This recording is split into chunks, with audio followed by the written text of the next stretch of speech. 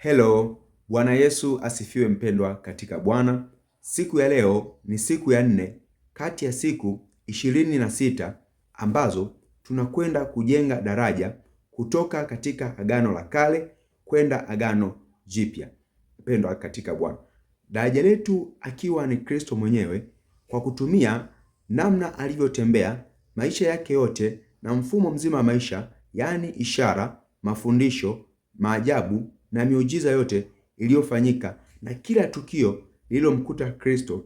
Tunayatumia hayo ili kutengeneza daraja kutoka katika Agano la Kale kwenda katika Agano Jipya. Yaani katika Agano la Kale ikiwa na maana gani na katika Agano Jipya ikiwa na maana gani.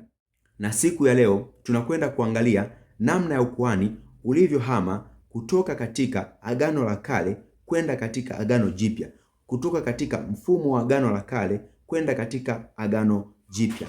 Mpendwa katika Bwana, kitabu chetu cha siku ya leo ni kitabu cha Marko sura ile ya 14 kuanzia ule mstari wa 53 mpaka ule wa 65. Hatutasoma mistari yote, tutasoma mistari michache tu kuanzia mstari wa 61 mpaka ule mstari wa 65. Lakini huku kwingine nitaeleza kilitokea nini. Kuanzia mstari wa 53 tunaona tukio ambalo linamwonyesha Yesu akiwa katika baraza la wazee, makuhani na watu wengi wamemzunguka, lakini pia Petro akiwa amejificha kwa sirisiri akiwa anaendelea kumfuatilia Kristo ajue wapi wanampeleka. Lakini Kristo akiwa katika baraza la wazee na makuhani na wakuu wa makuhani wakiwa wengi wamemzunguka na wakiwa wameleta mashahidi kadha wa kadha wakitafuta namna ya kumkamata Yesu kwa mashahidi wawili au kwa mashahidi zaidi. Lakini Kristo Yesu, hawa watu walipojaribu kutoa shahidi zao, shuhuda zao juu ya namna ambavyo Kristo alikuwa akiproclaim au akijitangaza kwamba yeye ni nani au yeye amekuja kufanya nini, zile shuhuda zao zilikuwa haziungani, zilikuwa hazibondi. Kwa hiyo kila shuhuda ilikuwa iko katika namna nyingine. Mwisho wa siku shuhuda zao hazikuweza kukamilisha kuweza kumshuhudia Kristo. Hivyo wakatengeneza shuhuda za uongo ili kujaribu kumshika Kristo, lakini bado shuhuda zile hazikuweza kubondi, hazikuweza kukaa pamoja ili kuweza kumshtaki Kristo. Hata wengine wakashuhudia kwamba yeye alisema nilivunja hekalu hili nitalijenga kwa siku 3. Haya yote bado shuhuda zao hazikwenda pamoja. Mwisho wa siku wakashindwa kumshuhudia kwa mashahidi wawili au mashahidi watatu kwa sababu shuhuda zao hazikwenda pamoja.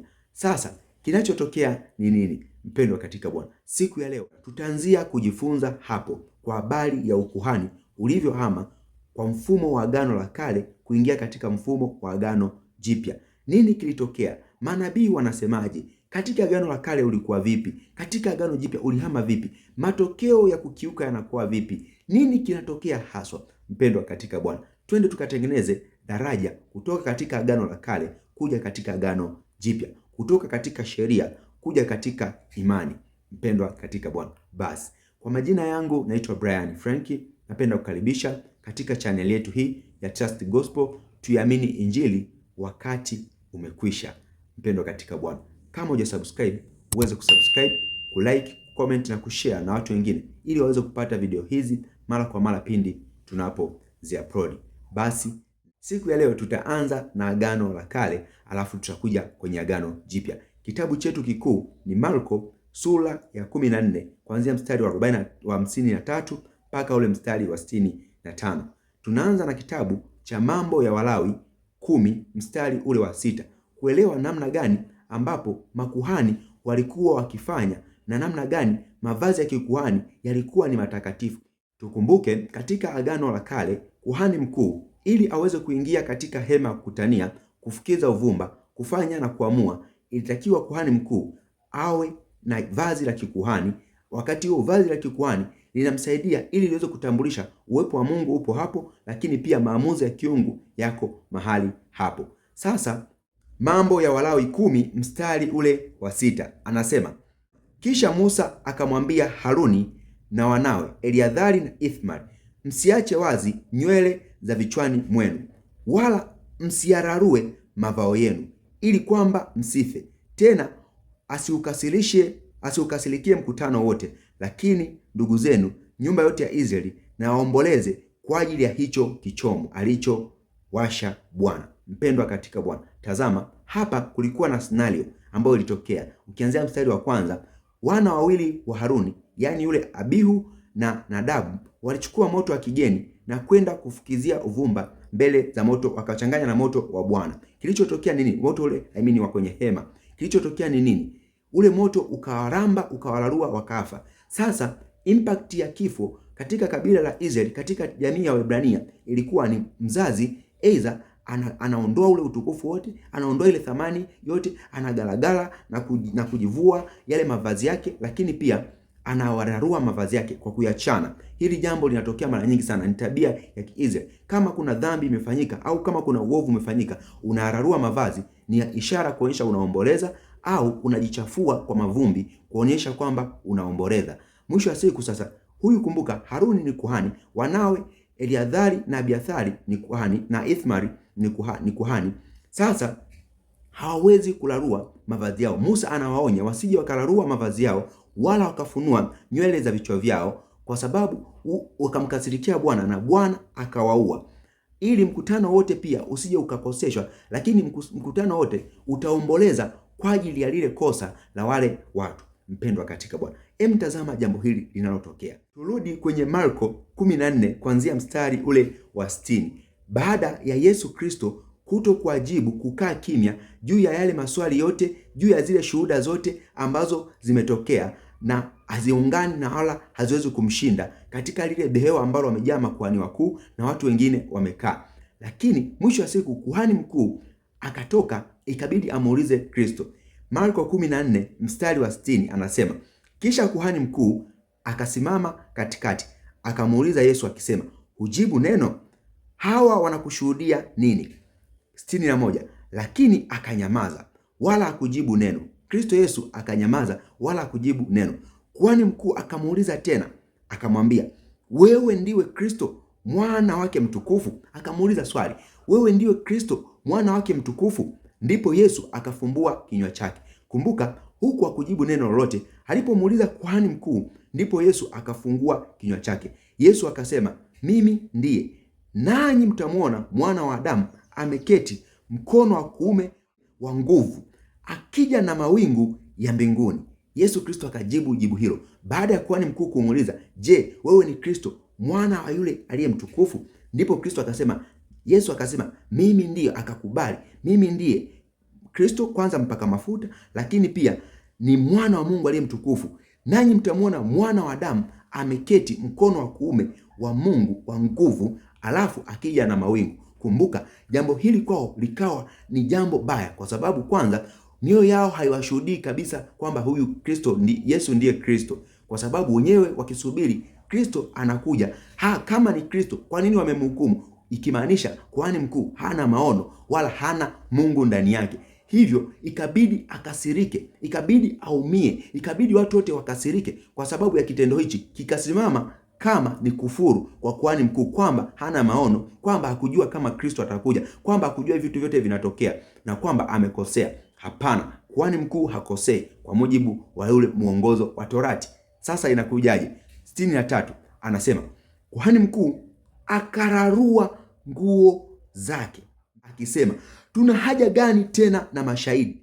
Mpendwa katika Bwana, tazama, kuhani mkuu akayarua mavazi yake. Katika Mambo ya Lawi 10 mstari wa 6, onyo la kwa kuhani mkuu katika scenario yoyote, katika jambo lolote, ni kuto kurarua mavazi yake, ni kuto kuyachana mavazi yake. Lakini huyu kuhani mkuu amerarua mavazi yake. Kumbuka, na mshahara wa kurarua mavazi ni nini? Ni kifo. Na mshahara wa kujifunua nywele ni nini? Ni kifo. Maana yake kuhani mkuu amepata hasira, mwisho wa siku ameukosesha mkutano wote. Kumbuka kule Musa alimwonya Haruni na wanawe wawili, Eliadhari lakini pia na Ithmari, kwa habari ya kurarua mavazi. Wasije wakararua mavazi, wakiarua mavazi watakufa, bali mkutano utaomboleza kwa niaba yao. Lakini hapa tunamwona kuhani mkuu akiararua mavazi yake, akiachana mavazi yake, akionyesha kwamba hili jambo ni baya, hili jambo ni dhambi, hili jambo ni kufuru. Kwa kitendo hicho anamaanisha nini? Maana yake ilitakiwa huyu kuhani mkuu afanye nini? Afe, kulingana na kanuni ya Torati kwenye Warumi 10 mstari wa 6, ilitakiwa afe. 64, mmesikia kufuru yake, mwaonaje ninyi? Wote wakamhukumu kwamba imempasa kuuawa. Tazama, aliyerarua yeye hajafa, lakini ile kesi ya kifo cha kuhani kularua mavazi imehamia kwake Kristo. Yeye ndiyo anatakiwa afe, mpendwa katika Bwana. Kwa sababu gani? Yeye ndiyo kuhani mkuu. Mpendwa, kwa Yesu Kristo hapa anatangaza uzima juu ya yule kuhani mkuu Kayafa, anatangaza uzima ndani yake. Kwa nini anatangaza uzima ndani yake? Kifo cha Kayafa amekichukua yeye Kristo nacho pia, kwa sababu katika scenario hii Kayafa ni mwanadamu ambaye ana hasira, ambaye hajakamilika, ambaye hawezi kuchukuliana nasi katika hali ya udhaifu wetu. Waebrania 4 mstari wa 15. Hakuweza kuchukuliana katika hali ya udhaifu, bali katika ile hali ya kudharaulika, katika ile hali ya kutokuonekana mitazamo yake ni dhaifu. Huyu Kayafa anararua mavazi yake.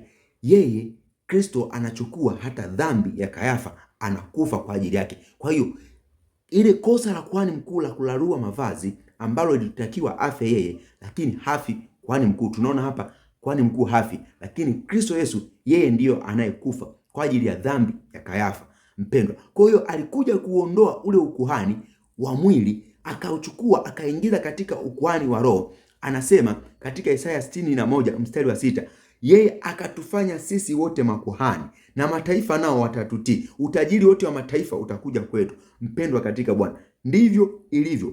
Akachukua ukuhani wa Kayafa, akachukua ukuhani wa mwili wote akauhamishia, akafa yeye hata kwa ajili ya lile dhambi ya makuhani endapo akiararua mavazi yake, kwa sababu ni wadhaifu, kwa sababu ni madhaifu, kwa sababu hawawezi kuchukuliana katika hali ya udhaifu kama ambao Kristo Yesu anaweza kuchukuliana nao. Tazama, kwa nini anaweza kuchukuliana nao? Mstari wa 65 na wa mwisho, wengine wakaanza kumtemea mate. Je, Kayafa wakimtemea mate atakubali? Hakuna. Lakini yeye alijaribiwa sawasawa na mimi, alijaribiwa sawasawa na wewe, bila kufanya dhambi.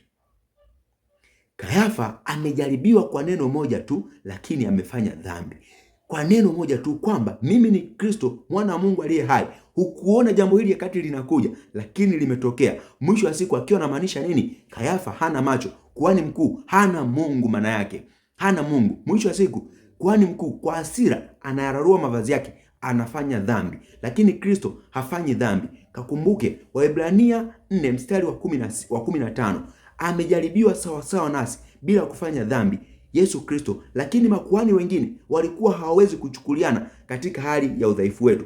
Anasema mstari wa 65, wengine wakaanza kumtemea mate, wakamfunika uso na kumpiga makonde na kumwambia tabiri, hata watumishi nao wakampiga kwa makofi. Tazama, wakamfanyia vitendo vya aibu, wakamfanyia vitendo vya kudhalilisha. Haya yote wanamfanyia matendo ya kudhalilisha. Ni kuhani mkuu pekee ambaye anaweza kutupatanisha hata katika hali ya udhaifu, hali ya aibu, hali ya namna fulani. Kristo Yesu anavumilia mambo yote haya, anatemewa mate, anapigwa makofi, anafunikwa nguo kichwani, wanampiga, kisha wanamwambia tabiri, ni nani aliyekupiga? Ni vitendo ambavyo vinaumiza, ni vitendo ambavyo vinakwaza. Katika hali ya kuhani wa mwili asingeweza kuvumilia. Kama hakuweza kuvumilia jambo tu moja la kutokuona utukufu wa Mungu, akararua mavazi yake na kufanya dhambi, hili jambo hawezi kulivumilia. Bali Kristo, yeye Kristo ambaye ni kuhani mkuu, amejaribiwa sawasawa nasi katika mambo yote, katika mambo ya wanadamu, ambaye ni Mungu mwenyewe, lakini hakufanya dhambi, hakukasirika. Wanamtemea mate, wasamehe hawa, hawajua litendalo. Wanamfunika na kumpiga, patia nani tabiri, nani aliyekupiga? Wala hafanyi chochote. Anasema mstari huo, hata watumishi nao wakampiga kwa makofi. Hata watu wa chini, watumishi ni watu ambao wa chini, wanadharaulika, watumwa, nao wakampiga. Wakasema leo tumepata chance hata ya kulipizia kisasi. Yesu Kristo akachukua zote hizo, akachukua hata tabu za mioyo yao yote, akakubali, akaibeba yeye. Kristo Yesu anabadilisha ukuhani wa mwili. Hauwezi kufanya kitu cha namna hiyo, mpendwa katika Bwana. Ukisoma hata kitabu cha Waebrania 12 kuanzia mstari wa 1 na wa 2, ukianzia kusoma Waebrania 11 anazungumzia kwa habari ya imani, 12 anaizungumzia imani kwa habari ya watu walioshinda imani. Anasema basi kwa kuwa tuna mashahidi wengi ambao wameandikwa katika Waebrania 11, wa imani namna hii, tuiweke kando kila mizigo mizito na ile dhambi ituzingayo kwa haraka, huku tukipiga mbio kwa saburi kwa ajili ya ile taji au tumaini lililowekwa mbele yetu. Anasema tukimtazama yeye Kristo ambaye alistahimili mapingamizi makuu ya watendao dhambi, ambaye akauendea msalaba na kuidharau aibu, hivi vipigo vyote, kutemewa mate, kufunikwa nguo kichwani na kupigwa, akakudharau kote. Yeye pekee Kristo aliweza kuyafanya hayo. Sisi hatuwezi. Hawa makuhani wengine hawawezi, mpendwa katika Bwana. Hata ungekuwa namna gani, hili jambo nitakupa ushuhuda kidogo. Kuna wakati moja tulikuwa katika huduma sehemu fulani, ikatokea scenario ambapo mtoto wa mchungaji ameumwa, na mchungaji akiwa na hudumu, akiwa anamuombea mtu mwingine ambaye ni mgonjwa. Alipopigiwa simu kwamba mtoto wake amezidiwa, akamwacha yule mtu ambaye alikuwa anatakiwa muombee. Mwisho wa siku akaenda kwa mtoto wake. Kumbuka, Kristo Yesu hicho kitendo hakipo. Wanamuuliza baba yako, wanamwambia mama yako na ndugu zako wanakutafuta. Akasema mama yangu na ndugu zangu ni hawa wanaolisikiza neno langu. Mpendwa katika Bwana, tazama ni namna ambavyo yeye Kristo ni kuhani. Kwa kumtazama Kristo unakuwa umetazama kweli kweli. Kwa kumtazama Kristo unakuwa umemfuata mchungaji mwema. Unakuwa utaingia katika marisho, utaingia katika majani mabichi, atakulisha vizuri. Ni tofauti na ukuhani wa mwili, ni tofauti na ukuhani wa wanadamu. Huyo ndiyo Kristo Yesu mpendwa.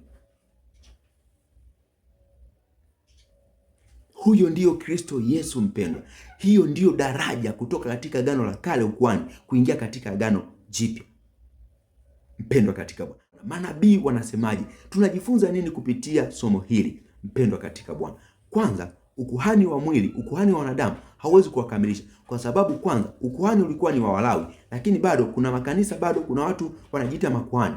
Kwanza Kristo Mungu akatufanya kwa kitendo hicho, akatufanya watu wote kuwa makuhani. Ukisoma kitabu cha Isaya 61 mstari wa 6, ukisoma kitabu cha Ufunuo 1 mstari wa 6, ukisoma kitabu cha Ufunuo 20 mstari wa 6, ukisoma kitabu cha Ufunuo 5 mstari wa 10, vyote hivyo alitufanya kuwa makuhani sisi mpendwa katika Bwana. Sasa nataka nikwambie uone kitu ambacho cha mwisho kilichotokea ni nini. Katika kitabu kile cha Mwanzo 49 na ule mstari wa 10, wakati nabii Yakobo au jina jingine Israeli akitoa baraka kwa watoto wake, alipofika kwa Yuda alisema neno hili kwamba ukuhani utabadilika tu, ukuhani utaondoka tu, ukuhani utaondoka tu, ambao huo ukuhani ni sheria ambao umekaa katika Torati, lakini utaondoka. Hautakaa tena katika sheria, katika Torati, bali tutakuwa katika imani. Tutafanyika kuwa makuhani wapatanishi katika imani, mioyo yetu na dhamiri zetu zikiwa zimetakaswa, zikiwa zimesafishwa, tukiwa tuko safi, tumetakaswa kabisa. Mpendwa katika Bwana, anasemaje kwenye Mwanzo 49 mstari wa 10? Mstari wa 10 anasema, fimbo ya enzi haitaondoka katika Yuda. Fimbo ya enzi umilele hautaondoka katika Yuda. Uchungaji hautaondoka katika Yuda. Anasema wala mfanya sheria katika miguu yake. Katika miguu yake mfanya sheria hataondoka katika Yuda. Anasema hata, amen, hata atakapokuja yeye mwenye milki ambaye mataifa watamtii. Maana yake mfanya sheria ataondoka endapo atakapokuja yule ambao mataifa watamtii, ambaye ni nani? Ni Kristo Yesu. Until he came, Shiloh, who is right, whom it belong, yeye ambaye ni wa kweli, yeye ambaye ni mwaminifu, yeye ambaye kila kitu kwake kinatokea, tena ni wa amani, tena ni wa kibali. Pendwa katika Bwana, nafurahia kuzinena habari hizi kwa habari ya huyu Mungu wa mbinguni, kwa habari ya namna ambavyo Mungu alitubadilishia. Tusingeweza kukamilika katika mwili, tusingeweza kukamilika katika namna hiyo ya wanadamu, maana nao wanaugua sawasawa nasi, nao wana hasira kama sisi, nao wana wivu kama sisi, nao wana uchungu kama sisi, nao wanafiwa kama sisi, nao wana magonjwa kama sisi, nao wana tabia kama sisi. Mpendwa katika Bwana, bali Kristo Yesu yeye aliweza kuyafanya haya yote. Mpendwa katika Bwana, natumaini somo hili limekuwa ni la baraka kwako kwa habari ya namna ukuhani, daraja kutoka katika agano la kale kuja katika agano jipya, imekuwa ni ya baraka kwako mpendwa katika Bwana. Na kama imekuwa ni ya baraka kwako, usisahau kushare na watu wengine ili waweze kujifunza namna ambavyo Kristo Yesu ni kuhani wetu na ukuhani ulivyobadilika kutoka katika agano la kale kuingia katika agano jipya. Mpendwa, neema ya Mungu itokayo kwa Yesu Kristo iwe pamoja nawe. Nikutakie siku njema. Shalom, shalom.